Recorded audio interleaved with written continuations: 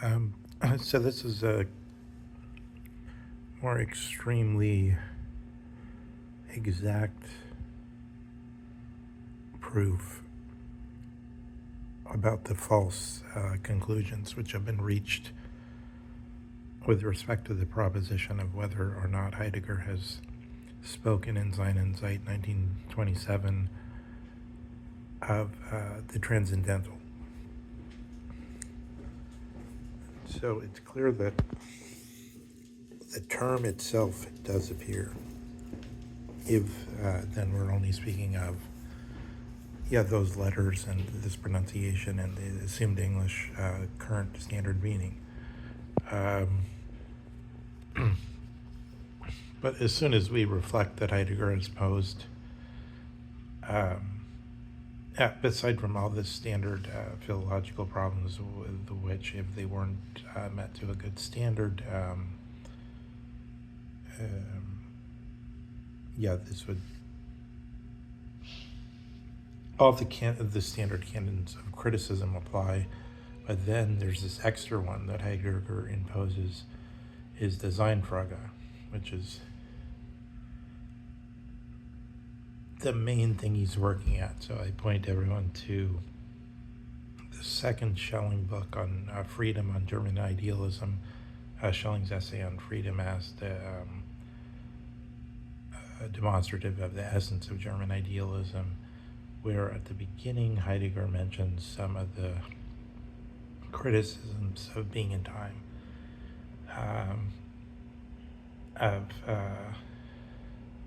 as he believes, unjust criticisms which have failed to understand him.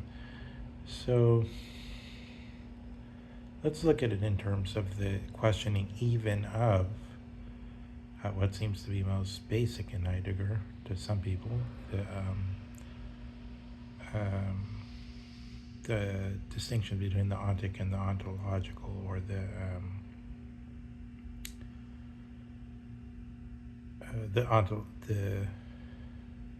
how did they call that? The ontological difference.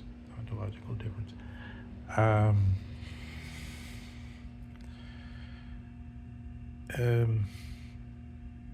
This question disappears then into the very question of the specific theoretical interpretation of being discovered in the Greeks, namely that of presence or anwesen or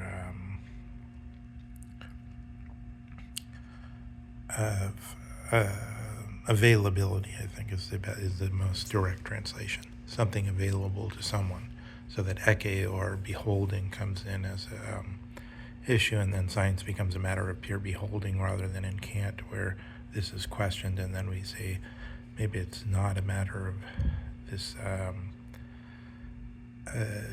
only the beholding of the truth, but also of a kind of so-called creativity, or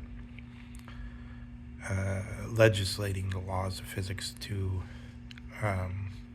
the mind doing that to itself.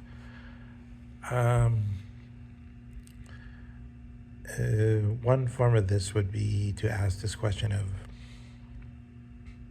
let me say another question similar to the ontological difference, which seems to touch on everything, but nonetheless is something specific, would be the question about determination in physics, some kind of question of determinacy, or some kind of question of whether time is directional. It's probably more primitive, like is there a before and after? Before and after, once you establish there is a before and after, then probably derivative on that is the question of, is it determined in some specific predictable situation? So you have some model, ontic, some specific model, and then you say, given this model, this must be the result. But this is already derivative on the notion that there's a before and after, which seems much more primitive, and we're likely to overlook it, but it's there as an assumption. So then you see Heidegger, the Seinfrage, is always pulling back before all kinds of very seemingly trivial presuppositions, or sort of positings that happen by some kind of primitive inclination in the mind or the imagination. Um, um, yeah, so that goes the same way for the talk of the transcendental and the whole everything given in Sein and Zeit, because it's all to be thought as in the light of this Seinfrage, which only becomes visible through these discussion, which is what Heidegger is in a way trying to overcome.